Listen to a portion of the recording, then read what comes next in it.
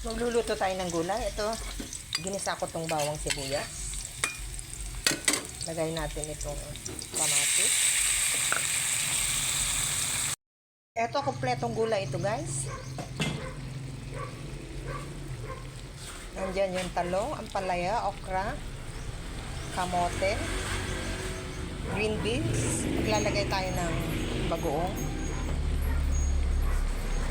At saka itong bataw. Parda ang tawag dito sa amin.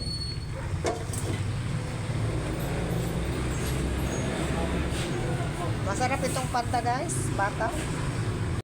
Dinagay ko itong pritong bangos. Lutuin natin ng ilang minuto.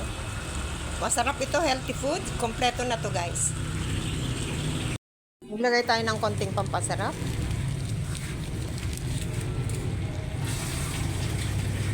Pakuluin natin ng konti, guys. Okay na to, mga ilang minuto lang. Ito na ang final result ng aking gulay na sari-sari. Healthy food ito, guys. Magandang araw sa inyong lahat. Hanggang sa muli. Bye!